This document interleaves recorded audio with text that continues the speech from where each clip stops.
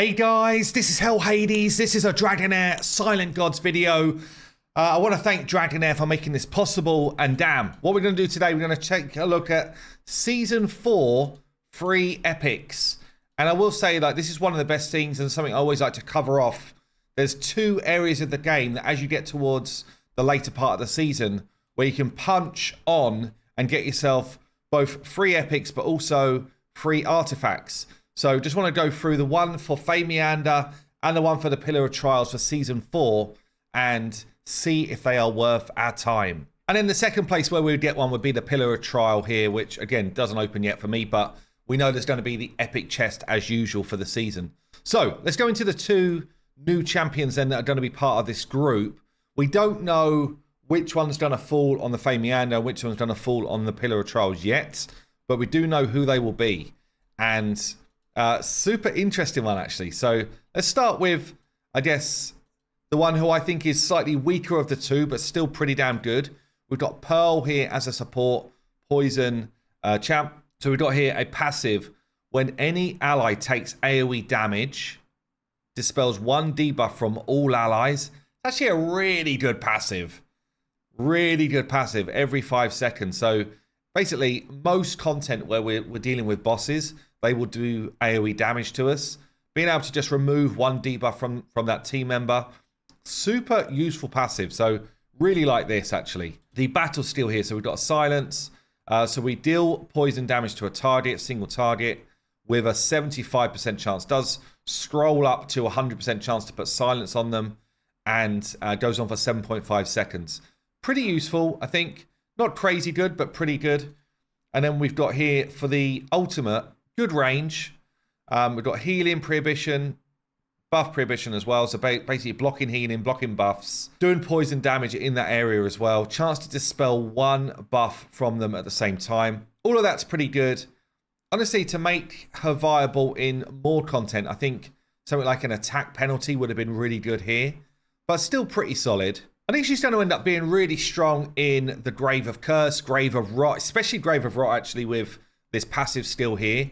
And then I think Heretical Ruins as well, she's going to be really good for that. So decent support to come onto the roster and kind of like strengthen the teams. Now for the other epic, who I think is going to be Famiander, but we are guessing here, we've got ourselves Naja. So one of the new epics released in Season 4, obviously. Pretty cool visual. I do like it. We've got ourselves an Ice Blast hero. Ice Blast is where it's at. Honestly, I love Ice Blast teams. I've been doing some work with my current Ice Blast team where I use Girthin and Beldeli. So Girthin currently is best in slot in terms of like an epic to pump out some damage for Ice Blast. I'm going to do an upgraded team on my Ice Blast team probably in the next couple of days on the test server, but use Naja in place of Girthin and see what sort of level of damage I can pump out, because I think this is going to be top tier, like almost legendary level of damage epic we've got here. So we've got Captain Skill, increases crit damage by 48. Actually quite cool. We've got here the passive skill.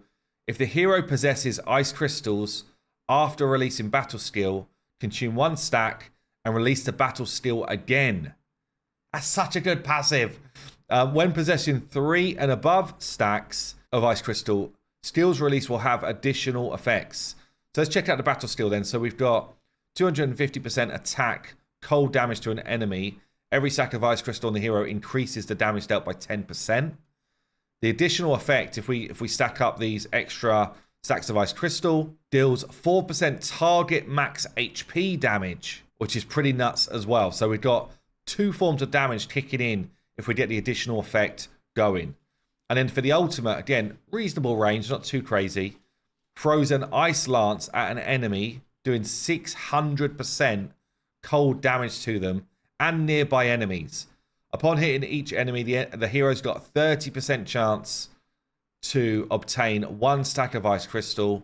The hero gets 15% attack up as well. So she's one of the only Ice Blast heroes that's got this kind of like AoE mechanic, which is super cool as well. I literally think she's going to be viable in just about every dungeon in the game.